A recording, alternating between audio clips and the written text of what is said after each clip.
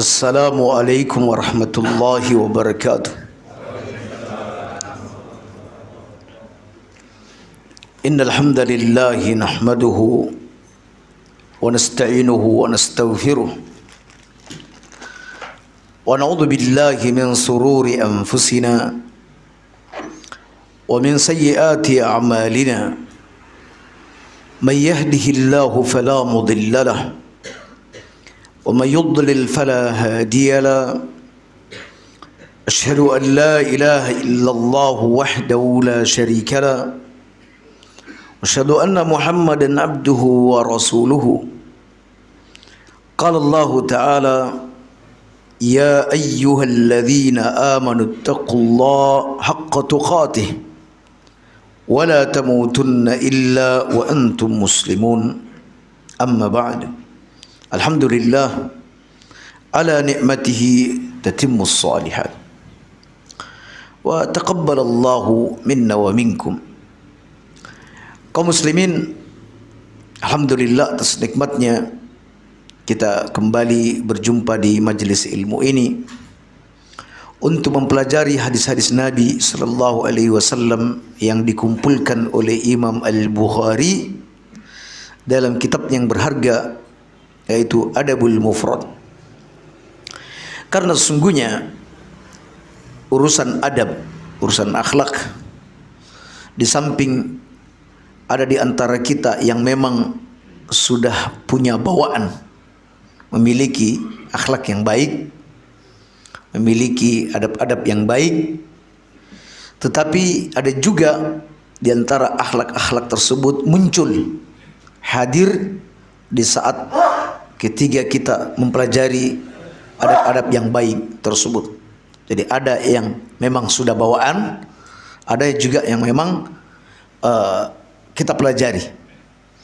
Dan Nabi kita sallallahu alaihi wasallam, sebagaimana yang antum ketahui, beliau dikenal sebagai orang yang dermawan. Kata Ibnu Abbas, kana an-nabiyyu sallallahu alaihi wasallam ajwadan nas wa kana ajwadu ma yakunu fi Ramadan. Nabi itu manusia paling dermawan dan bertambah-tambah kedermawanannya saat berada di bulan Ramadan. Kedermawanan Nabi itu sudah dikenal luas sebelum beliau diangkat menjadi Rasul. Dan ketika beliau diangkat menjadi Rasul, maka kedermawanan itu bertambah. Apalagi Nabi sallallahu alaihi wasallam juga sering kali berdoa agar dijauhkan dari penyakit bakhil. Allahumma inni a'udzubika minal bukhli.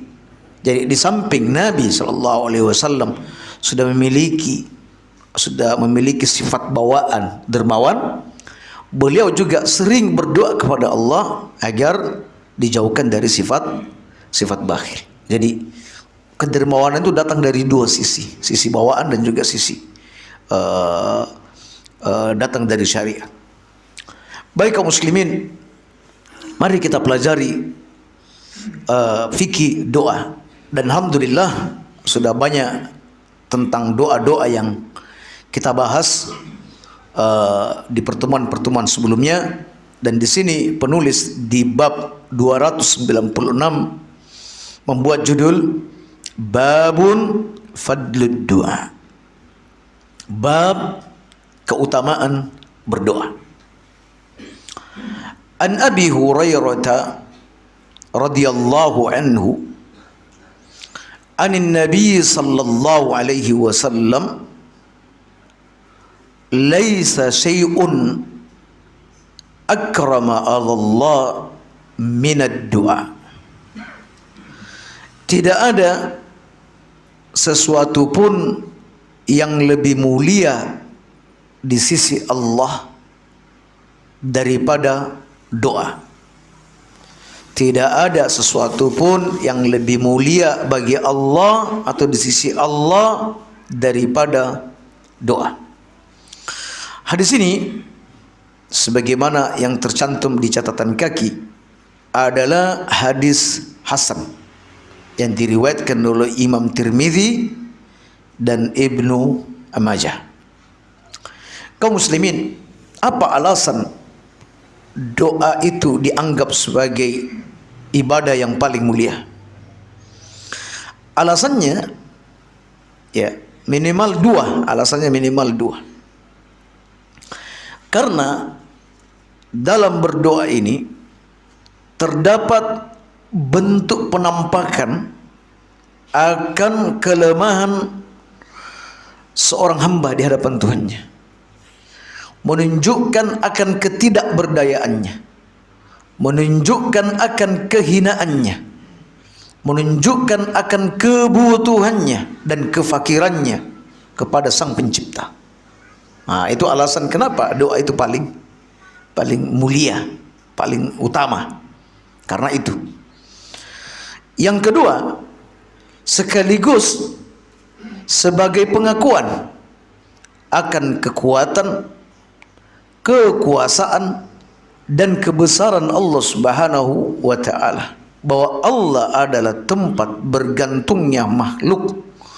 Juga pengakuan bahwa segala sesuatu itu berasal dari Allah dan juga akan berakhir kepada Allah Subhanahu wa taala. Allah berfirman, "Wa im min syai'in illa indana khazainuh." Tidak ada sesuatu pun melainkan perbendaraannya ada di sisi kami. Ya, supaya ini kita sadari kaum muslimin bahwa segala sesuatu yang terlintas di hati kita, yang kita inginkan, ya, itu perbendaharaannya ada di sisi Allah Subhanahu wa taala. Oleh karena itu, jika meminta, minta yang memiliki perbendaharaan tersebut, yang memiliki kunci-kuncinya. Jangan minta kepada yang tidak memiliki perbendaharaan tersebut dan juga tidak memiliki kuncinya. Jadi supaya tidak salah alamat. Dan perlu disadari, wa anna ila rabbikal muntaha, bahwa kepada Tuhanmu kesudahan segala sesuatu. Ya, jadi itulah yang menyebabkan kenapa doa ini yang paling mulia. Dan di sini kaum muslimin, tujuan penulis tidak lain adalah untuk memotivasi kita untuk tidak malas berdoa. Ya, sebab ada sebagian orang nanti berdoa ini kalau ada kesulitan, nanti berdoa kalau ada kebutuhan-kebutuhan mendesak. Di luar itu jarang berdoa. Padahal kaum muslimin, dari sekian ibadah yang kita lakukan, yang paling mulia di sisi Allah adalah doa. Sehingga ketika kita menyadari ini, kita akan banyak-banyak berdoa.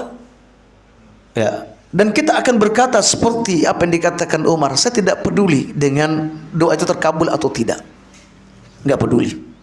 Tetapi yang dipentingkan adalah keinginan untuk berdoa. Itu yang paling penting. Ya, sebab kapan kita berdoa, berarti kita sudah mendapatkan pahala dari permintaan kita tersebut. Urusan dikabulkan itu urusan belakang, urusan sekian. Tapi ketika Anda diberi kemauan, keinginan untuk berdoa, subhanallah, itu sudah sebuah kebaikan yang besar. Nah, itu pertama. Hadis berikutnya, an Abi Hurairah anin Nabi sallallahu alaihi wasallam, asraful ibadah ad-du'a. Semulia-mulia ibadah adalah doa. Jadi ini kalimat serupa dengan sebelumnya, hanya saja untuk riwayat yang kedua ini adalah dhaif. Yang pertama hasan, makna sama, tetapi jalur periwayatannya yang berbeda ini. Yang ini sahih, yang ini dhaif. Dan ada banyak kaum muslimin hadis-hadis Nabi yang mirip-mirip. Yang ini sahih, yang ini tidak sahih. Nah, semisal nanti ada hadis ad-du'a mukhul ibadah.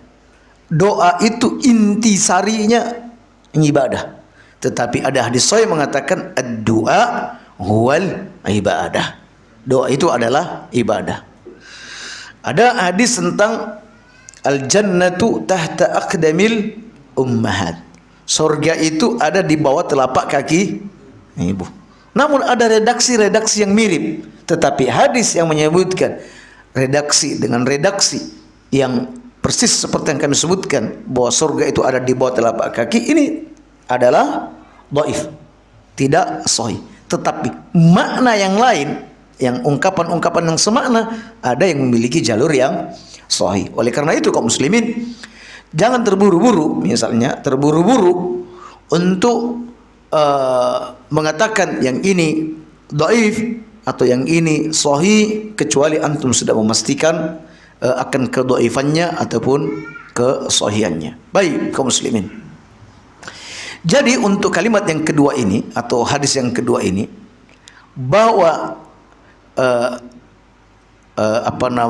doa itu semulia-mulia ibadah, ini dari sisi sanad tidak sahih, tetapi sisi makna itu benar, sama dengan hadis sebelumnya.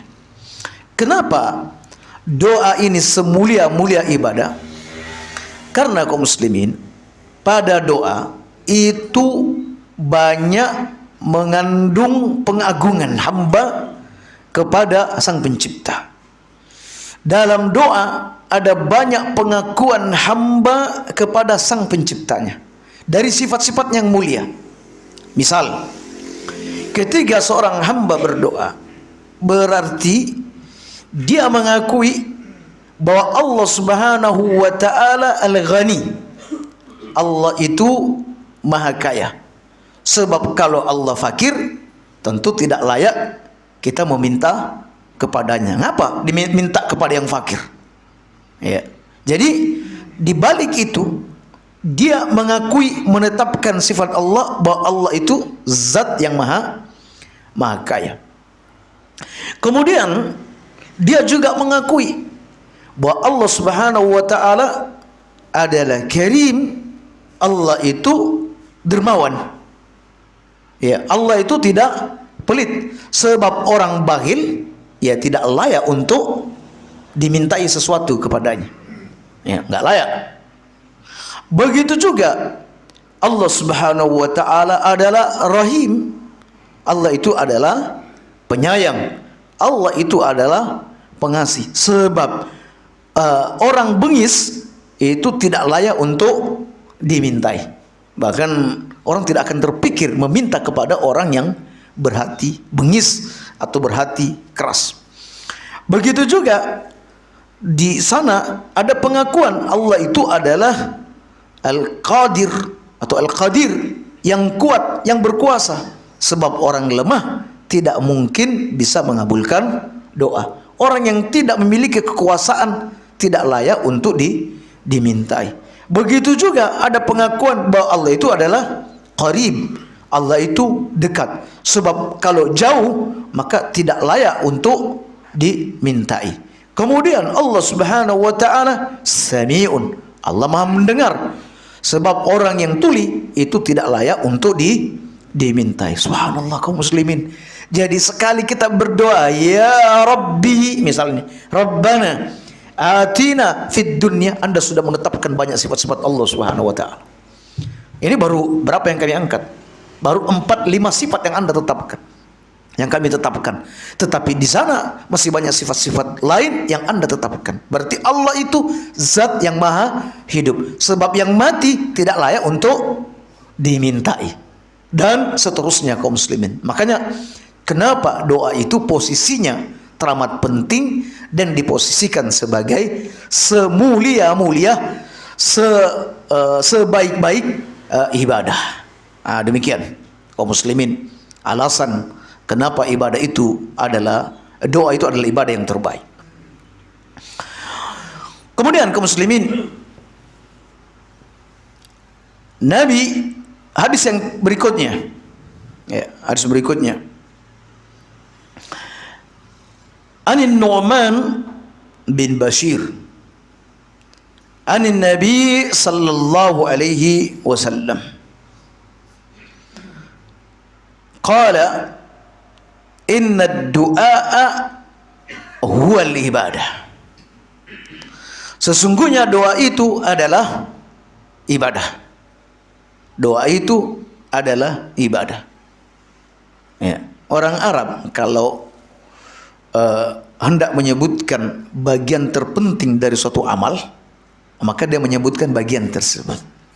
Ya, bahkan kita juga kadang di Indonesia ini, termasuk khususnya di negeri, di wilayah-wilayah Jawa ini, kami biasanya dengar, pernah dengar suami istri, ada orang tua ketika ngajak istrinya untuk sholat ngomongnya gini, "Bu, sampun sujud bu."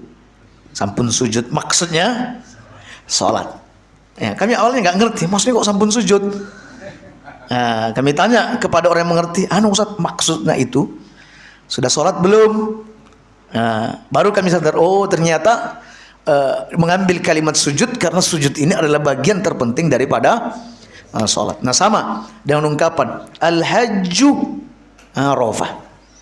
Haji itu adalah Arafah. Sebenarnya rukun-rukun haji juga banyak, bukan cuma Arafah. Tetapi karena ini bagian yang terpenting daripada haji, maka disebut dengan Arafah. Sama dengan qasamtul Fatihah baini wa baina abdi. Aku membagi Al-Fatihah itu menjadi qasamtus shalah. Ya.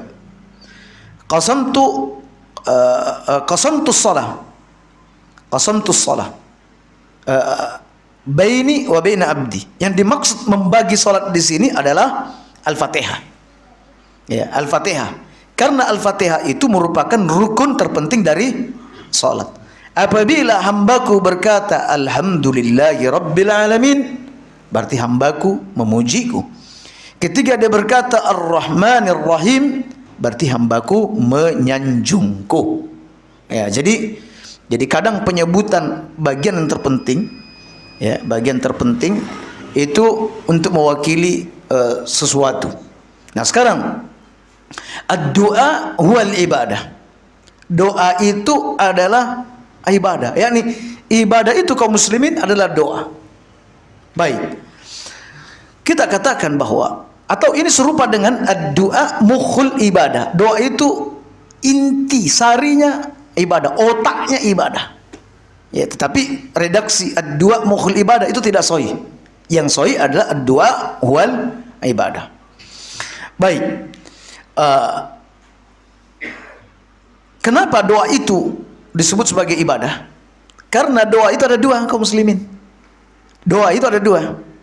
Ada doa al-mas'alah, ada doa al-ibadah. Doa mas'alah itu adalah doa yang mengandung permintaan. Ya, semisal Anda berkata Rabbana atina fid dunya hasanah misalnya. Berarti kaum muslimin ini namanya doa al-mas'alah. Ya. Allahumma inni as'aluka afwa al-afiyah. Berarti ini doa masalah. Allahumma inni a'udzubika min jahdil bala. Ini doa al-mas'alah. Nah, ada doa al-ibadah. Doa al-ibadah, yakni Anda mengerjakan salat, hadir di majelis ilmu, bayar zakat, serta menunaikan kewajiban-kewajiban dalam syariat, termasuk ibadah-ibadah sunnahnya. Ya. Walaupun di antara ibadah tersebut tidak mengandung doa, permintaan, tetapi pada sejatinya ibadah ini, ya, ibadah ini adalah doa. Karena darinya Anda memiliki pengharapan, mudah-mudahan dengan mengerjakan kewajiban-kewajiban ini saya masuk surga. Mudah-mudahan saya meninggalkan larangan-larangan ini saya terhindar dari api neraka. Anda hadir di majelis ilmu ini untuk mendapatkan ketenangan agar mudah jalannya menuju ke surga. Nah, itu harapan Anda. Walaupun Anda tidak ngomong, tetapi ketika Anda sudah mempelajari hadis-hadisnya, memiliki informasi tentang itu, langsung Anda termotivasi untuk melakukan kebaikan-kebaikan.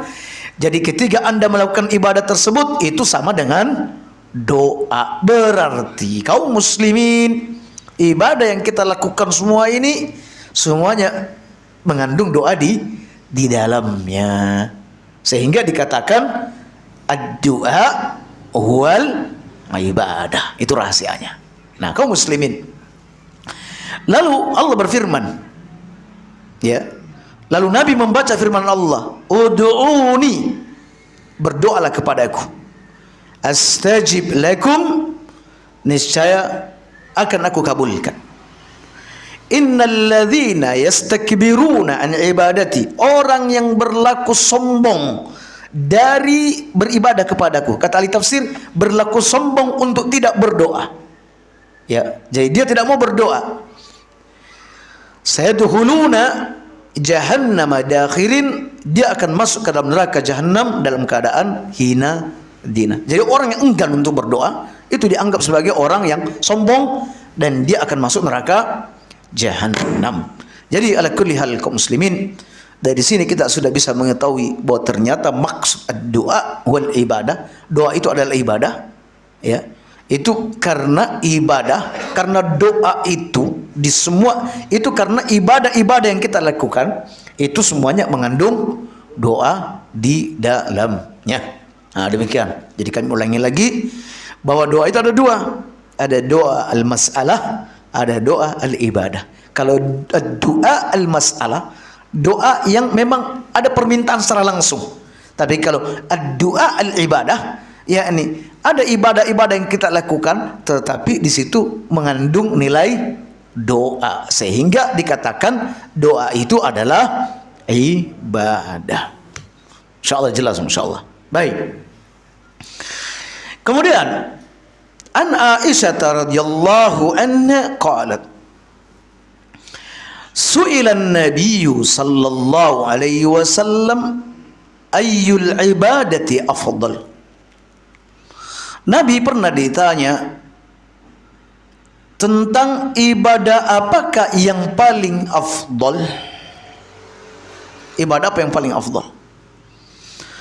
Jawab Nabi, du'aul mar'i li nafsihi, doa seseorang untuk dirinya sendiri. Doa seseorang untuk dirinya sendiri. Ini apa maksudnya ini? Ya.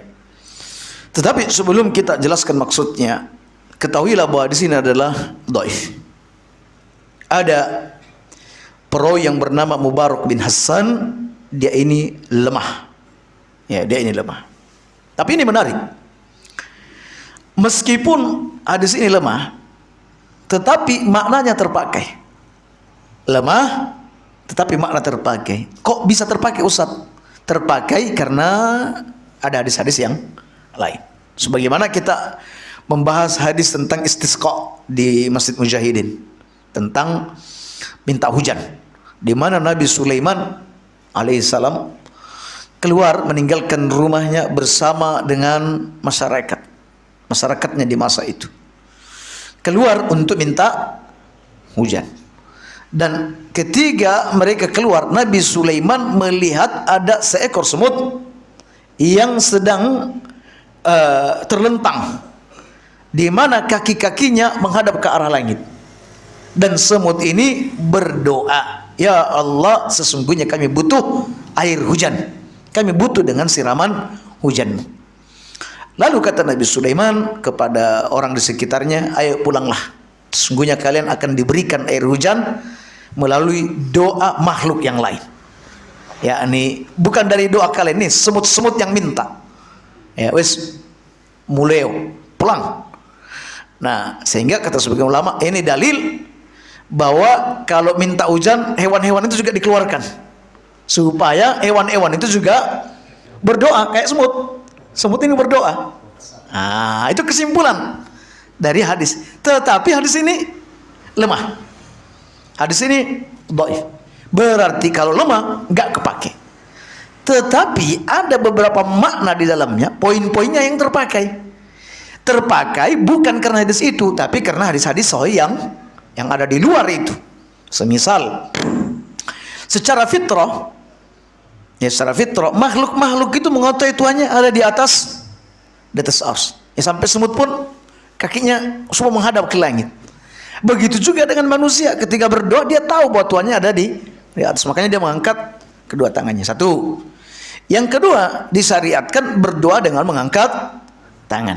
Kecuali di beberapa tempat yang Nabi tidak mengangkat tangan, Anda tidak mengangkat tangan. Berarti dipakai. Ya, hadisnya sahih dari hadis yang lain. Kemudian Nabi Sulaiman mengerti, paham bahasa hewan, bahasa semut. Dalam Al-Quran memang disebutkan demikian.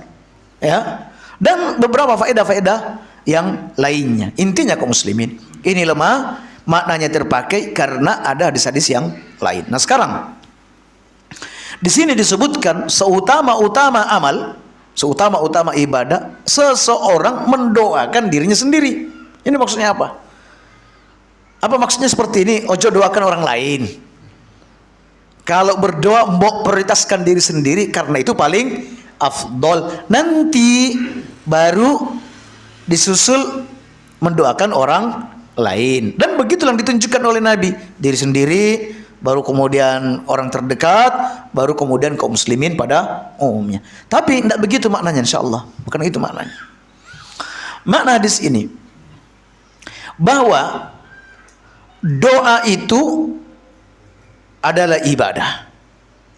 Maksud hadis ini adalah seseorang apabila berdoa itu minta, dia berdoa dengan dirinya sendiri, minta, dia berdoa sendiri, tidak datang kepada orang lain lalu ngomong, Pak Yai tolong doakan. Nah itu yang dimaksudkan di sini. Jadi seutama-utama ibadah itu apa? Katanya doa seseorang untuk dirinya sendiri. Ya, doa seseorang untuk dirinya sendiri.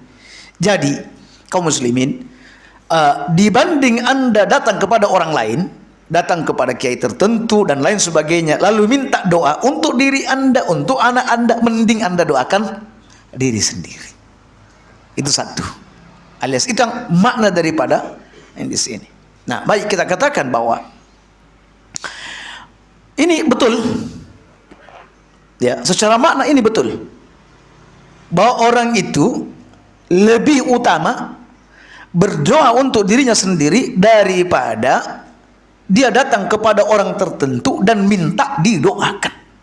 Itu lebih utama. Ketika kita berkata lebih utama bukan berarti tidak boleh. Ya, bukan tidak boleh. Lebih utama. Apa pertimbangannya?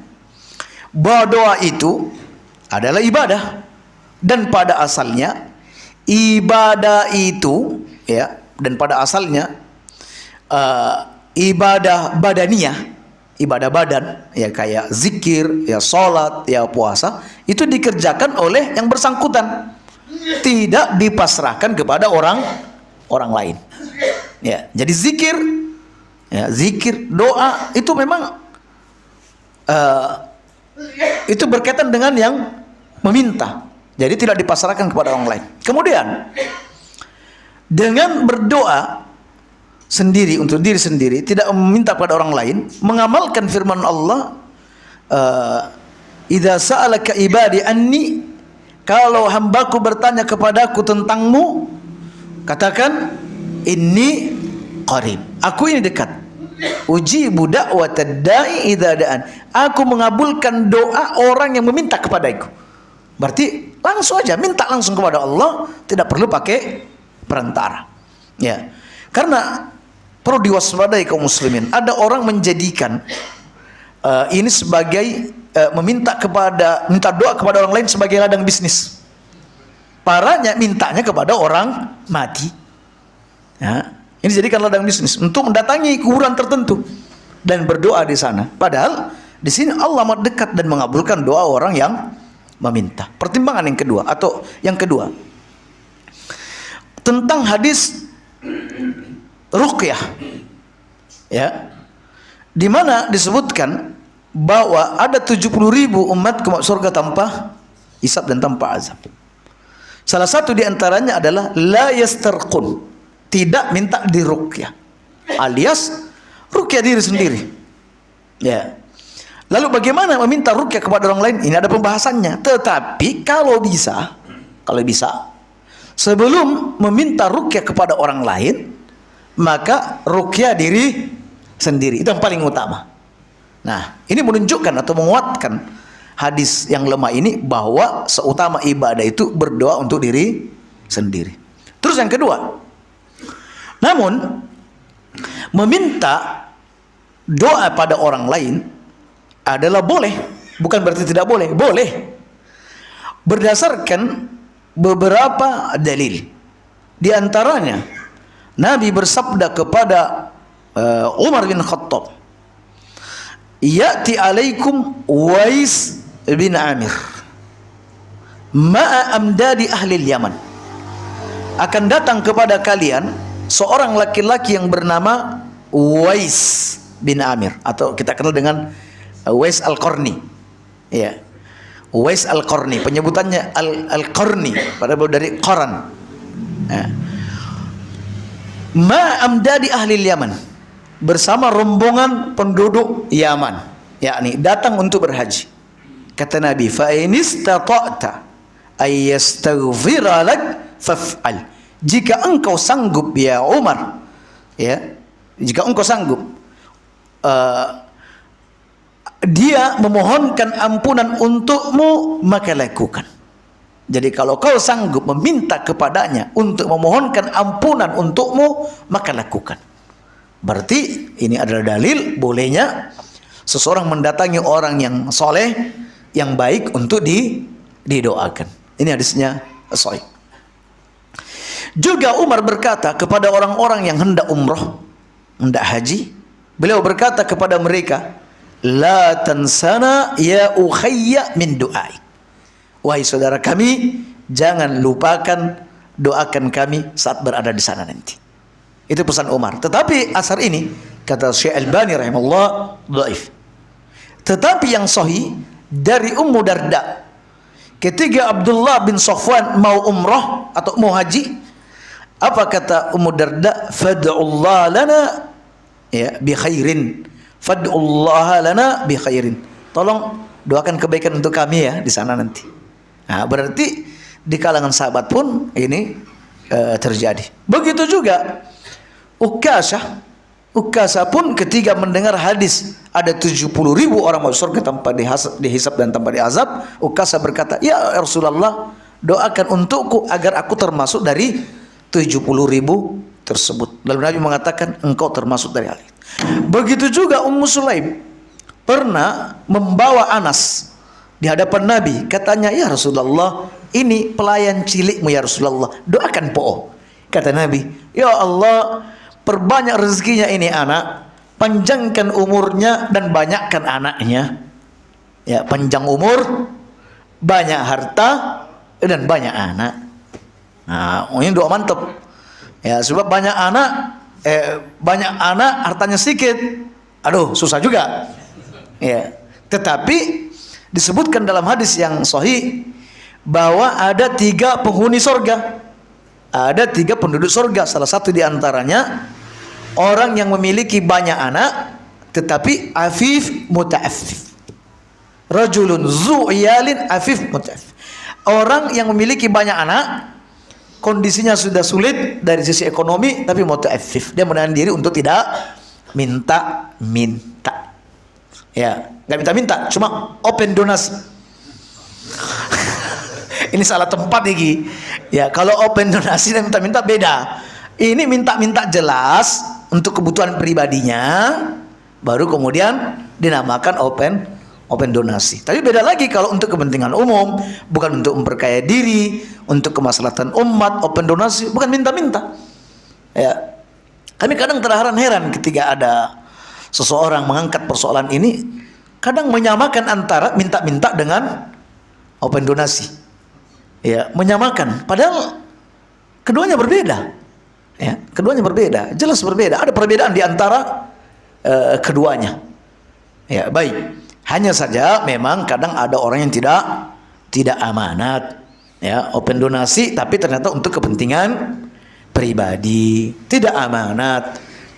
Dapat ngumpul 1 miliar, dikasihnya cuma 200 juta, selebihnya disimpan. Nah, ini nggak boleh, ini haram hukumnya. Baik, kaum muslimin, kita kembali ke persoalan ini, bahwa ada beberapa dalil yang menunjukkan bahwa bolehnya seseorang meminta kepada orang lain untuk didoakan. Tetapi kaum muslimin, yang lebih afdal adalah ketika seseorang untuk meminta doa untuk dirinya sendiri, tidak kepada orang lain. Oleh karena itu ada di antara para salaf yang tidak menyukai hal tersebut. Ada di antara para imam yang tidak menyukainya. Ada seorang datang kepadanya, "Imam, doakan aku." Katanya, "Kamu enak didoakan, terus siapa yang mendoakan aku?"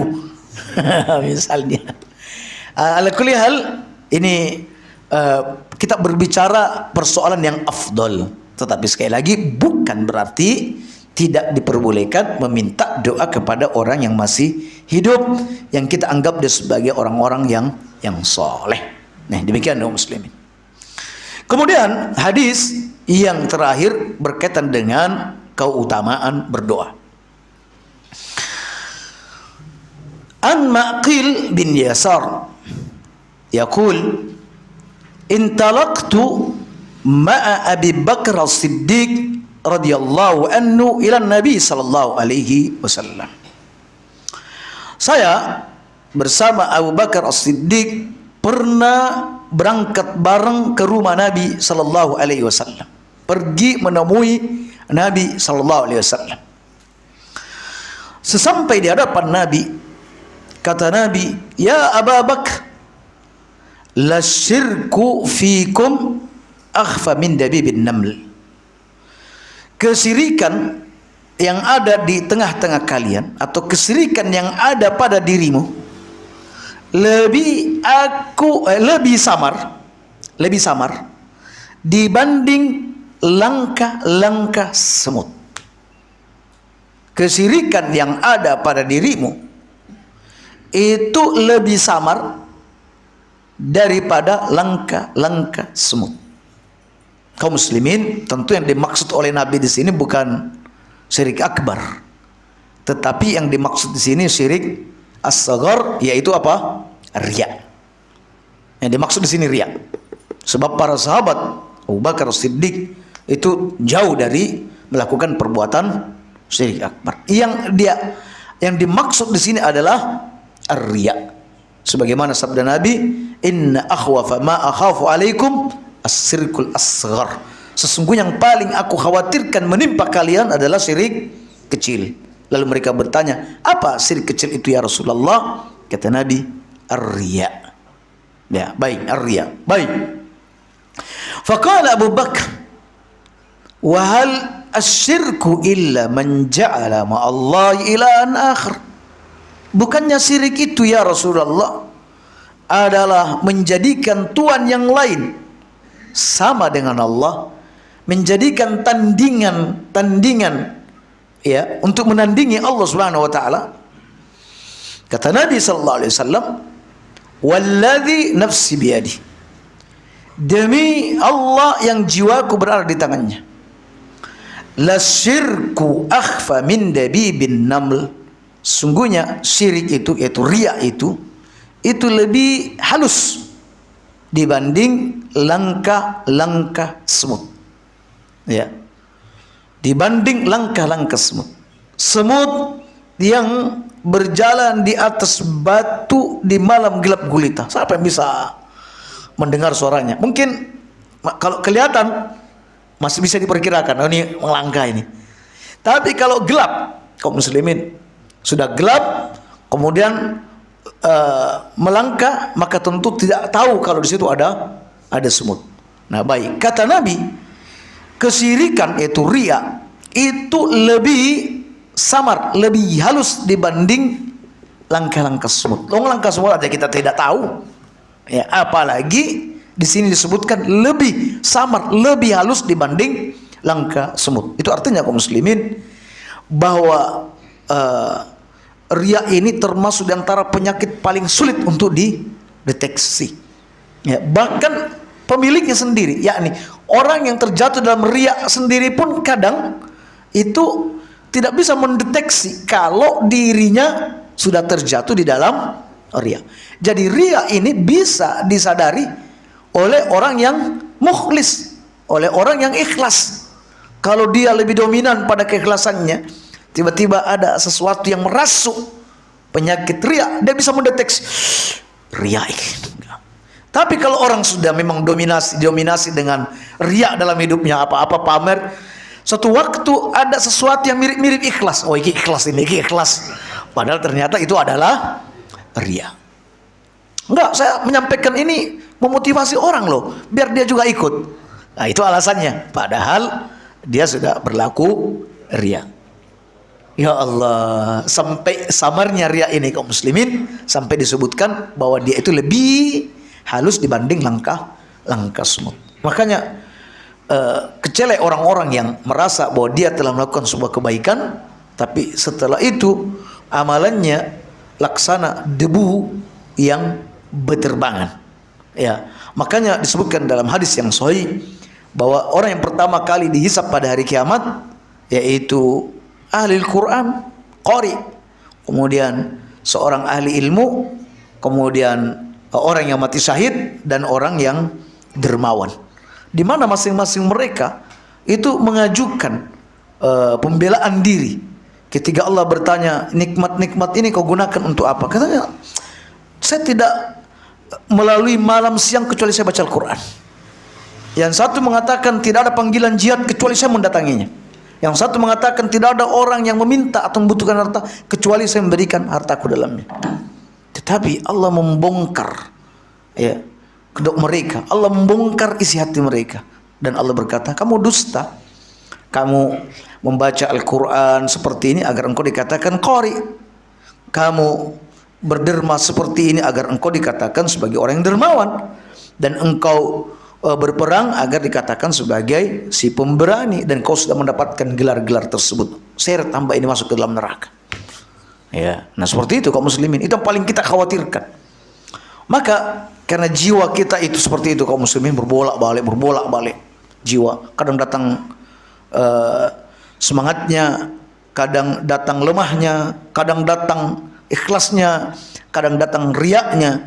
Oleh karena itu perlu kita amalan-amalan yang bisa menghilangkan itu semua. Nah, kalau kata Umar, sesungguhnya hati ini iqbalan wa idbaran. Hati ini kadang datang, kadang pergi. Ya. Kalau hati ini lagi datang, maka antusias melakukan kebaikan-kebaikan dan lakukan ibadah-ibadah sunnah. Kalau lagi pas datang, semangatnya. Ya.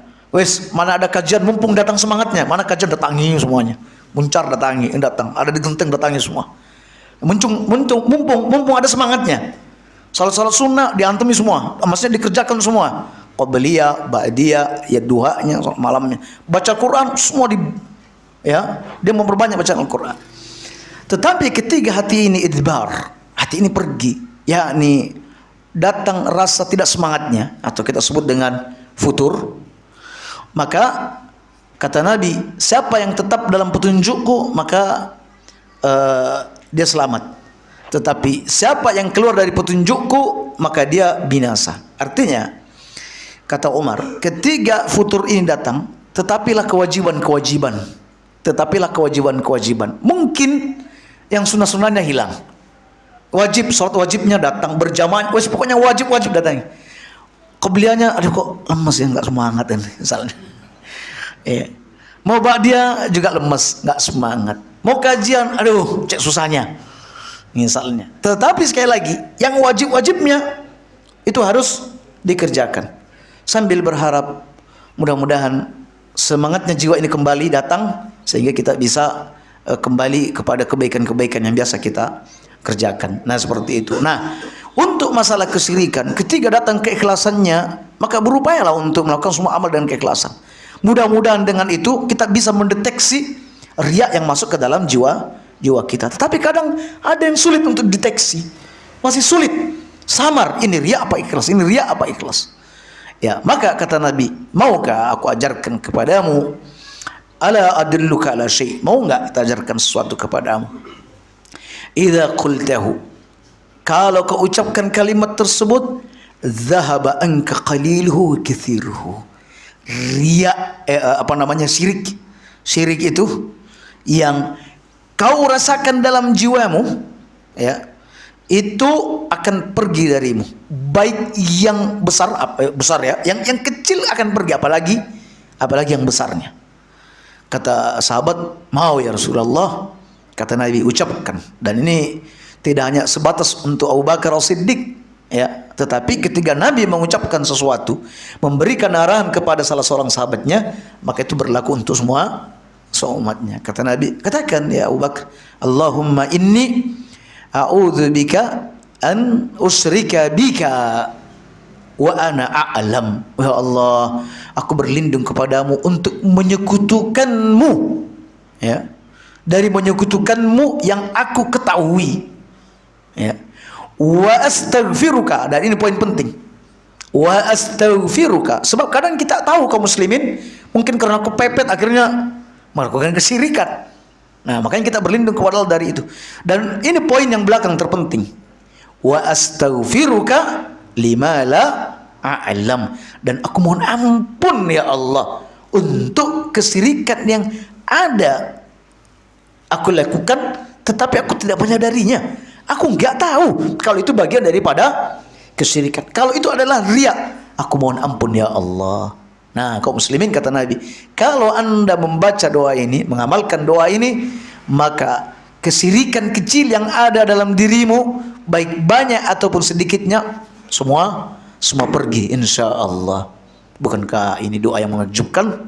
Tentu ini adalah doa yang menakjubkan. Baik kaum muslimin, insya Allah di pertemuan mendatang kita akan membahas tentang doa ketika angin bertiup kencang atau mendengar halilintar dan lain sebagainya. Berarti ini ada pembahasannya dikit-dikit, ada sangkutannya dengan mau turun hujan, ya. Dan alhamdulillah fikih tentang sholat istisqa sudah kita tuntaskan malam tadi di Masjid Mujahidin, sehingga akan masuk babul libas, bab aturan berpakaian. Bab aturan berpakaian, mana pakaian yang boleh dipakai, mana pakaian yang tidak boleh dipakai, mana boleh dipakai laki-laki dan mana yang tidak boleh dipakai oleh laki-laki, boleh dipakai wanita dan yang tidak boleh dipakai oleh, mana boleh dipakai laki-laki, boleh sama dipakai wanita, mana insya Allah akan kita bahas di pertemuan kajian Bulughul Maram berikutnya. Nah, subhanakallah wa bihamdik, la ilaha illa anta astaghfiruka wa atubu ilaik. Assalamualaikum warahmatullahi wabarakatuh.